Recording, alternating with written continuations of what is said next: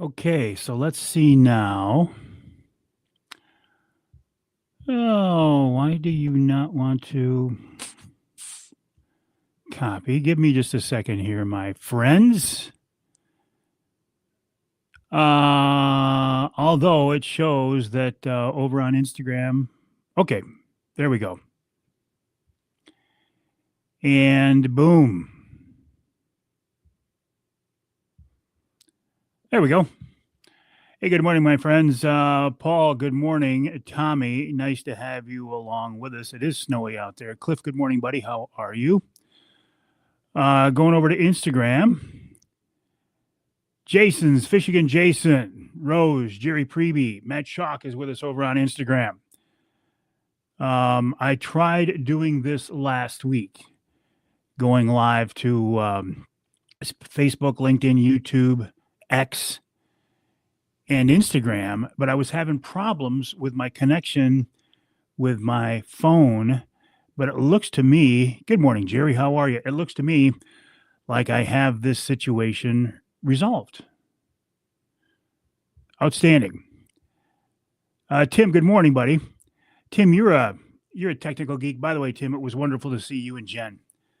Was it Saturday or Sunday? I think we ran into you guys. Really, really good to see you. You're both looking really good. Tim, being the tech geek that you are, and I say that with all due respect because I'm a geek as well.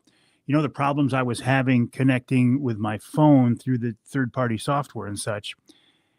And I thought it was a resolution thing. So we knocked down the resolution to a lower quality. That wasn't it. It's actually frame rate. I was trying to stream at 60 frames a second, and that didn't jibe or talk with my phone. The minute I put it down to 30 frames a second, look, it's just smooth as could be. That's all it was. But it took a while to figure that out. So, but it's good now. Paul says rain and slush downstate. The drive in this morning was very interesting. Everything was covered with ice and then about 6 inches of snow on top of that. And then you combine the fact that there were an awful lot of drivers on the road this morning who were absolutely terrified. I don't mean to be cold, but if you are that afraid, that scared of the roads, that you're terrified to be behind the wheel, stay home. Because once you get out there on the roads and you're going 20 miles an hour on the freeway with your four ways on because you're afraid, I realize you're just trying to be safe, but I think you're a bigger threat to the other drivers than somebody going by in the left lane at 60. So, I mean, seriously, if you are that afraid of the roads, stay home or get yourself a four-wheel drive truck like I've got. Chris, good morning, buddy. How are you? Very, very windy in Kansas. The food plot did it again. Uncle Johnny, how you doing, buddy? Always a pleasure, my brother. Mike, how are things in Arizona? Craig, thanks for joining us. Yes, I did get a deer. No deer in the food plots lately, just hundreds of turkeys. It took me a while to figure it out, Tim. It was not easy. See who's with us over on Instagram. And somebody, please, I can see that you're on, and I'm new to. Oh, my friends on Instagram, are you seeing at the top of your screen? Are you seeing comments from other people, or am I the only one seeing these comments? Because adding Instagram to the stream is new. Jerry made a comment. Good morning, Captain. Okay. Interesting. Where do we go back? Thank you, Paul. Appreciate it. I did not shoot a buck, Todd. I didn't shoot a buck. I shot a big doe. And that's what I wanted to shoot. I knew I would not see a buck that I wanted to shoot. My goal was to shoot a big doe. And I actually shot her last Friday, the first day of Michigan's muzzleloader season. And I got her with a very traditional muzzleloader. It's a 350 Legend, and it's on an AR-15 platform with a suppressor. So that's if that doesn't say muzzleloader, I don't know what does. Bernie, good morning, buddy. How are you? Cliff, slow driving south, just rain in Ohio. Johnny Bowler. Well, your winter's off to a great start, isn't it, Johnny? The seat of that plow truck must be molded to your rear end by now. Mike, good morning. Yeah, Mike, don't talk about your weather there. We don't want to hear about it. Sal's over on YouTube. Let me go over to Instagram again.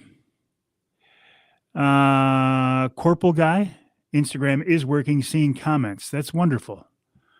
That's wonderful. So I think what I will do is I will now add Instagram, because StreamYard, the streaming platform that I use, allows me, those of you on Instagram can see it allows me to stream in a horizontal format and a vertical format. Oh, I just genuflected right there, didn't I?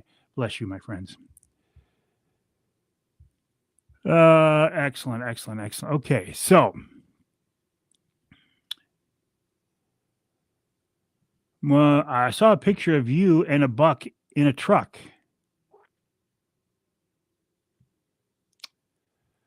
I don't know what you're talking about, Johnny.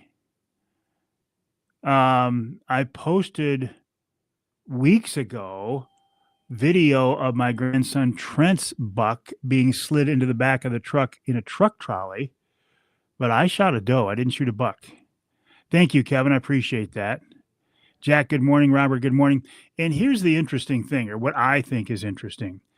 The comments that I got for being out there in muzzleloader season legally with a 350 Legend AR-15 suppressed, completely legal. People said, a real sportsman would use a muzzleloader. To which I say a real sportsman wouldn't criticize a fellow legal hunter on their choice of methods. A real sportsman would just worry about themselves and not worry about how somebody else hunts. That's what a real sportsman does. A real sportsman doesn't criticize a fellow sportsman or woman on how they do things. Another example, I've actually had to take down 2 posts in the last 2 days at the request of people who originally asked me to post. And the reason is they were tired of the negative comments toward their post. I try to keep a close eye on things, and I routinely, several times a day, go through posts. And if there's an idiot on there, I delete them and ban them. I don't catch them all. But if you're not used to living in that world, the world that I have to be in, unfortunately, I can see where it would take its toll on you. It takes its toll on me. When I see these negative comments, it's like, man, when's this going to end? I firmly believe that the biggest threat to hunting today is not from anti-hunters. It's from fellow hunters who are critical of their legal hunting brothers and sisters.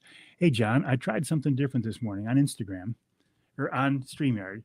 Went to Instagram 2, and I'm streaming simultaneously in horizontal and vertical.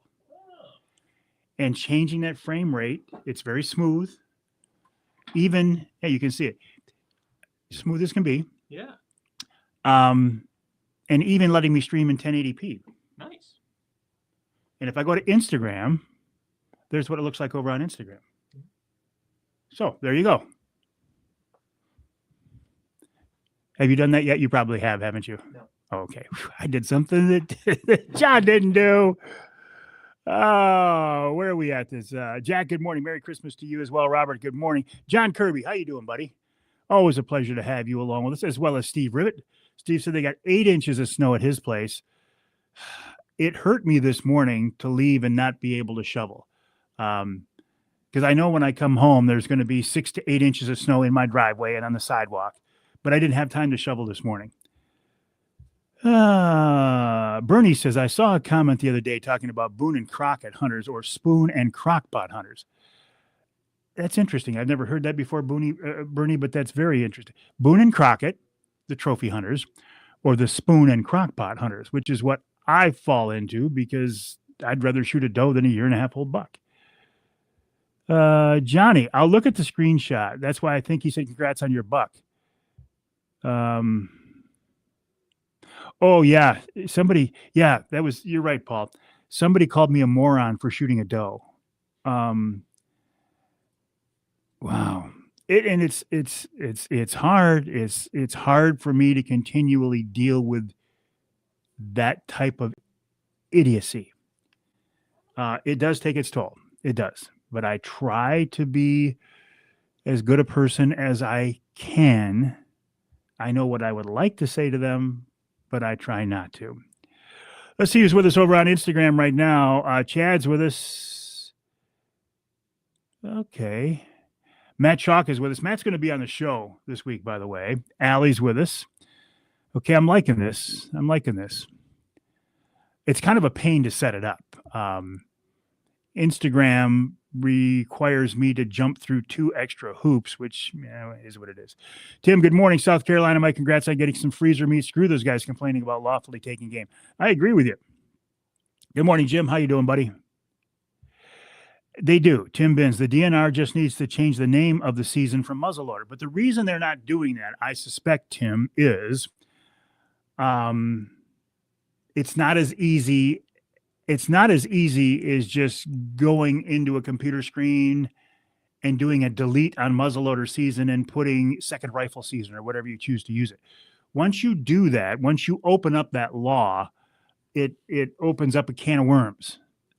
I am sure that they will change the name from muzzleloader season to something more appropriate, but it's at this point, it's probably not worth it, even though some traditional muzzleloading people get absolutely crazy when they see me using a suppressed AR-15 350 Legend during the muzzleloader season. And they say, well, you should stick with a muzzleloader. No, I don't want to use a muzzleloader. I am legally allowed to use that 350 Legend. If you want, there's nothing about this season that says you have to use something other than a muzzleloader. If for you muzzleloading season is using a traditional muzzleloader, then use it. Nothing's stopping you. Craig, look at the mug. It's getting a little beat up, buddy. It's getting a little bit beat up because I use it all the time. That's what happens when you buy an overpriced Yeti. Okay, Johnny. Tim, powder still dry, seeing a lot of deer, but not in legal shooting light. All right, let me talk about that for a second. I've talked about my thoughts on why I think Michigan hunters should be able to use bait. Because anecdotally, I go back to our lease property in Southwest Midland County. That property, even though there's 160 acres there, it's not all of it. It's not a huntable 160 acres. There's probably 100 acres that's huntable, but that's still a lot of land, relatively. But there's really nothing there that holds deer. We need to give the deer a reason to be there. Now, bait would be one way to do that, but I can't hunt over bait, so I'm not going to hunt over bait. Food plots is the next most logical choice. So option. So we put in food plots. My son James, but they didn't take.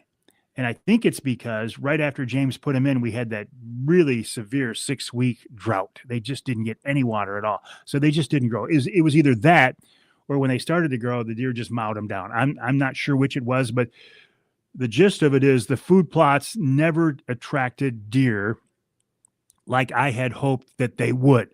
You see these videos of deer coming into food plots, just running into food plots. So I called my buddy Scott when it became very clear to me that I wasn't going to legally shoot a deer on our lease property, legally meaning away from bait and during daylight hours because we just weren't seeing them. So I called my buddy Scott. Scott has been very generous with allowing me to hunt his property in previous years.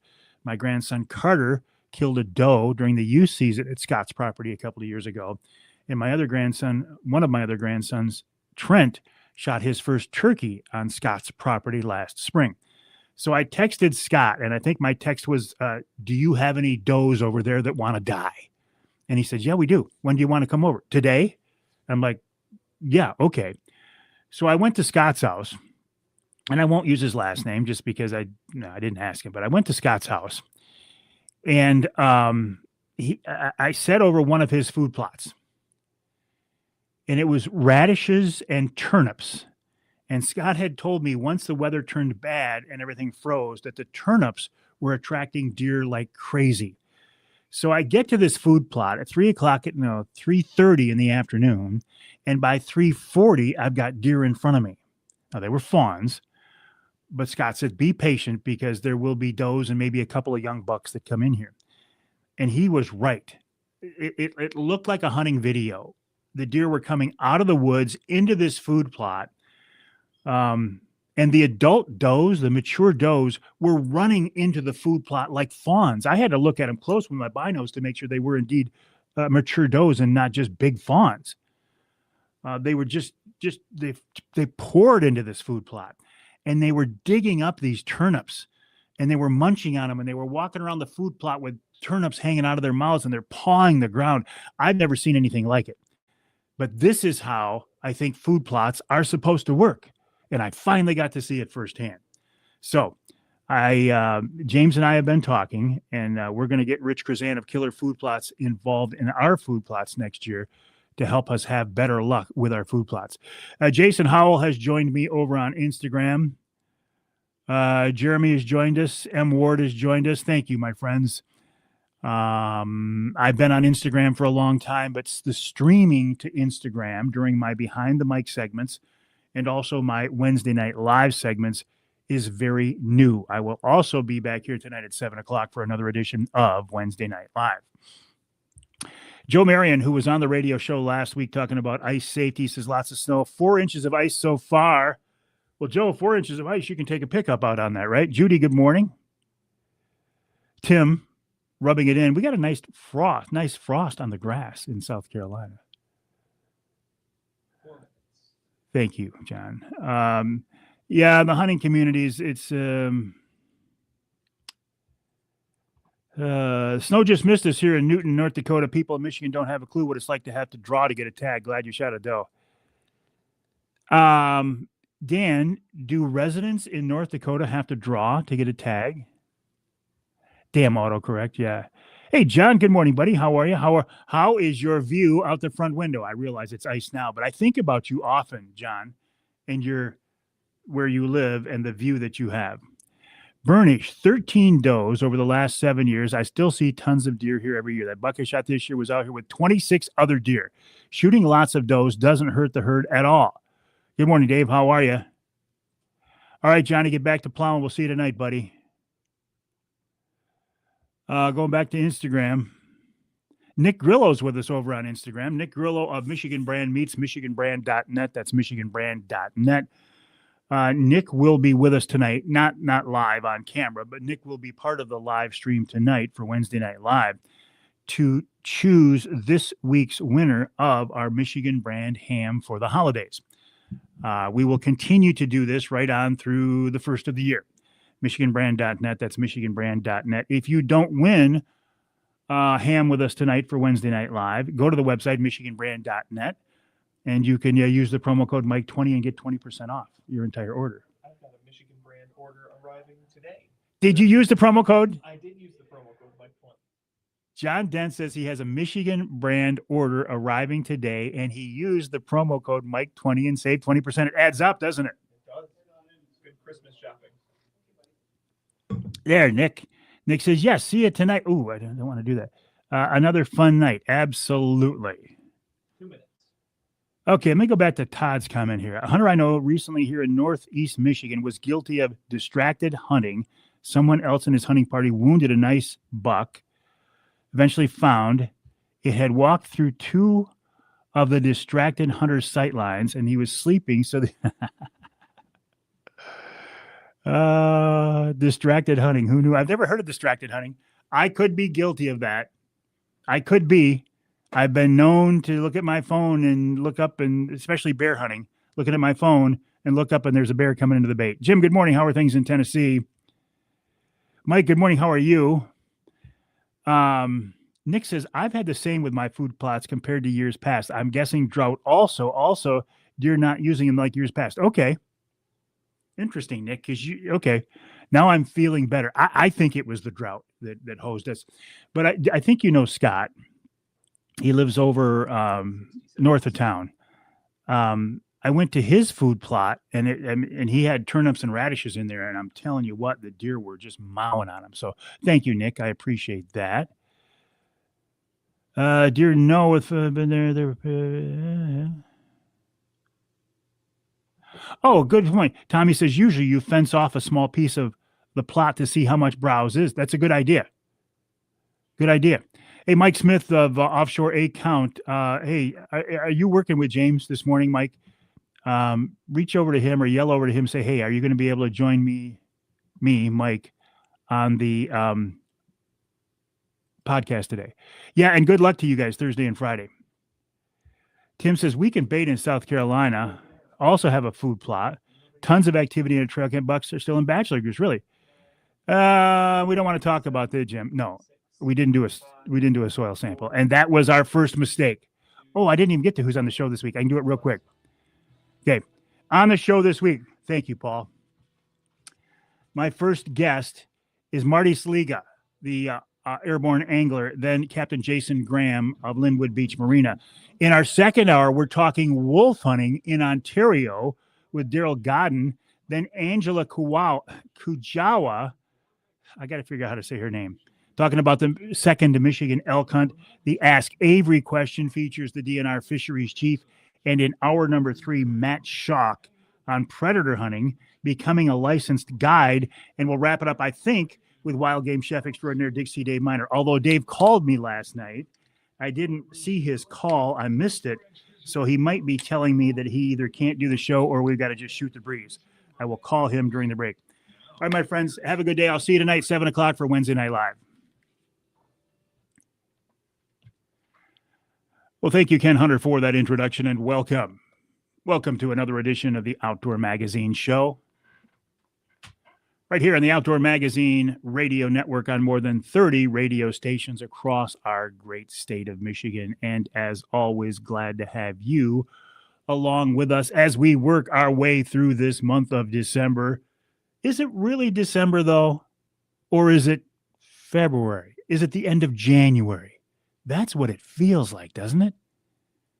Boy, I don't remember having this kind of, and I'll say it now, I'll say the word winter. I didn't want to say it a few weeks ago. Now I don't have a choice. This kind of winter weather and I got to say it now, snow at this time of year in recent years. It's starting to feel like the beginning of a good old-fashioned Michigan winter.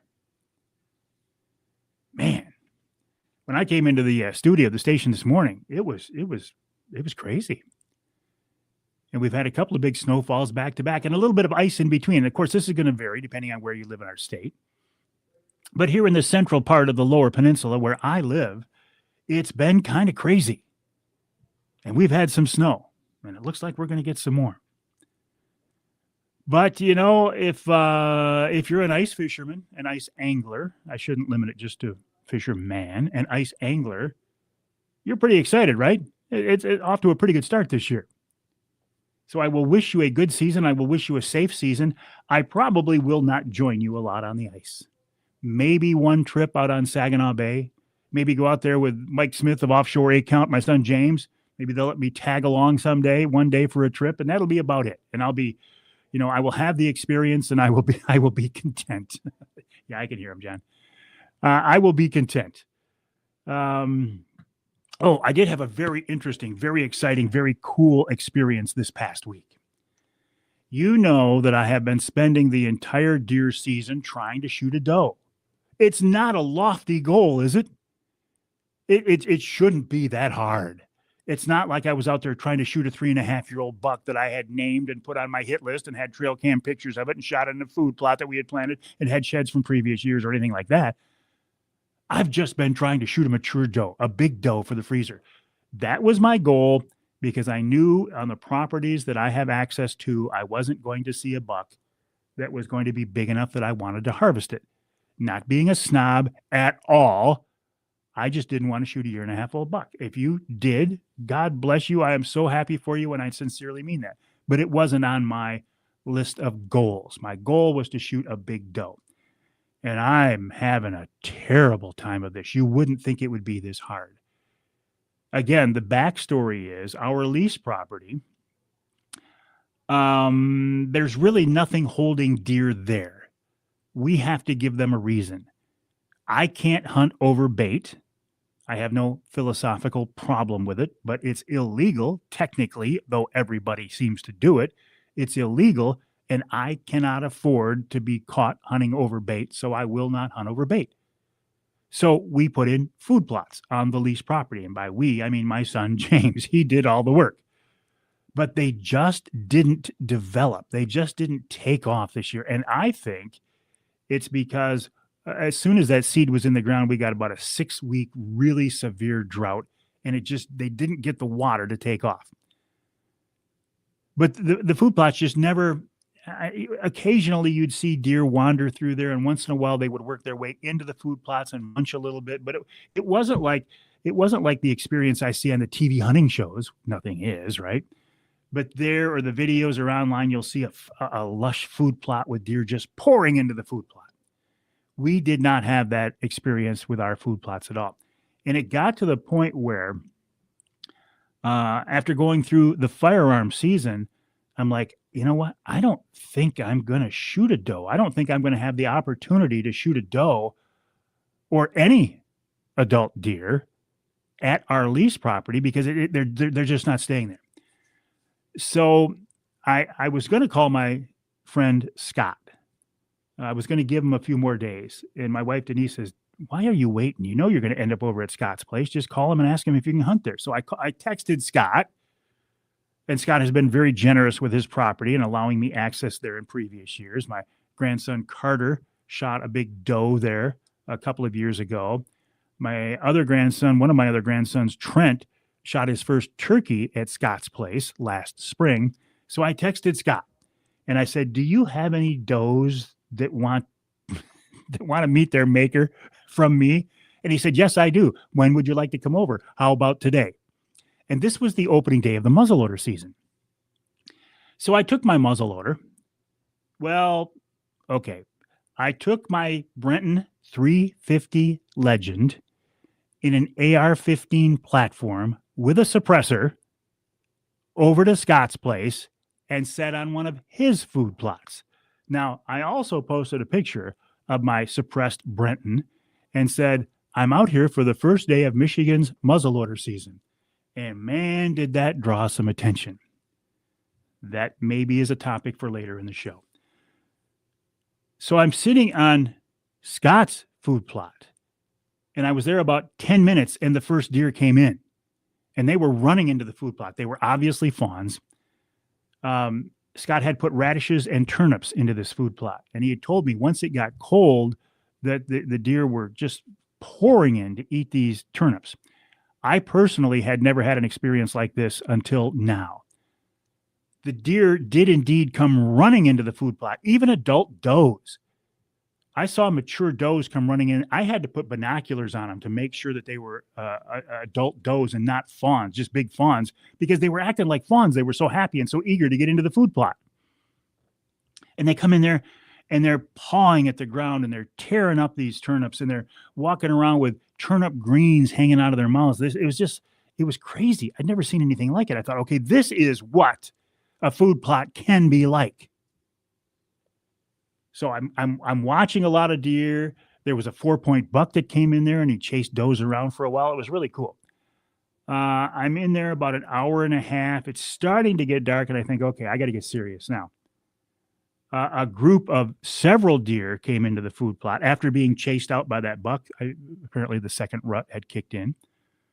A group of maybe 6 or 7 more deer came in, including 2 or 3 mature does and some fawns. So I let the biggest of the mature does walk in front of me. She stopped broadside at about 40, 45 yards. I'm guessing I didn't range it. I put the crosshairs of that 350 Legend on her shoulder. I squeezed the trigger.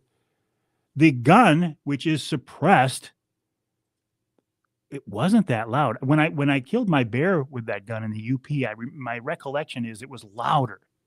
And of course, on the range downstairs at Duncan's, you're in a concrete tube, so you can't get a sense of it. I was pleasantly surprised how quiet this gun was. And I'm not shooting subsonic, shooting standard ammunition. Very quiet. In fact, all the deer in the food plot didn't even take off. They were startled. They didn't know where the sound came from. She went about, I don't know, 30, 40 yards, and I found her there.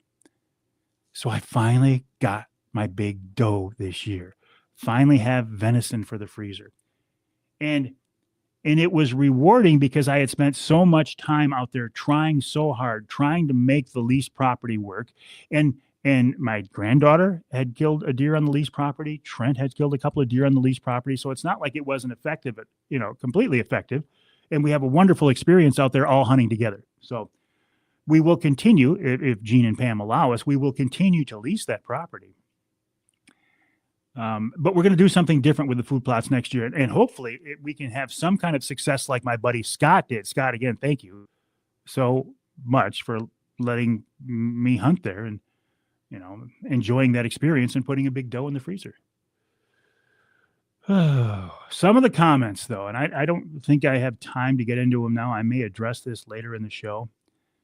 But it does reaffirm my fear that the biggest threat facing hunters today is not anti-hunters. It's not.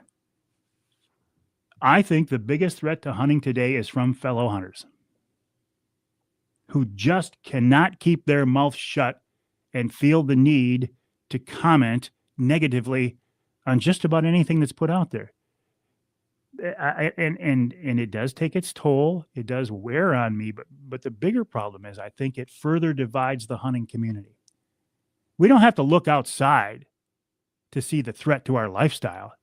It's not those crazy anti-hunters, although they are a threat. The biggest threat in my mind is our fellow hunters who they can't help it.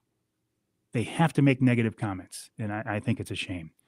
Coming up on this week's Outdoor Magazine show after the break, Marty Saliga, the airborne angler, joins me. That season is kicking off. Then Captain Jason Graham of Linwood Beach Marina and Send It Charters, talking about the upcoming ice fishing season on Saginaw Bay.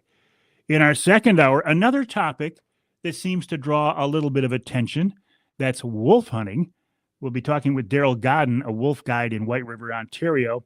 Then Angela Kawawa of the DNR talking about the second Michigan elk hunt. This week's Ask Avery segment features Randy Claremont, the DNR fisheries chief. And then hour number 3, Coyote Matt Schock talking about predator hunting. And we'll wrap it all up with the wild game chef extraordinaire, Dixie Dave Miner. All right, my friends, have a good day. Thanks for joining me on Instagram as well. Yeah, I can see some more folks on Instagram. I will be back here tonight at 7 o'clock for another edition of Wednesday Night Live. My name is Mike Avery. The show is called Outdoor Magazine. My website, MikeAveryOutdoors.com. My email address is mike@MikeAveryOutdoors.com. All right, I will end the Instagram live feed. I'll go back to the rest of you. Amy must be. Here's Amy. Amy Trotter. Hello, Amy.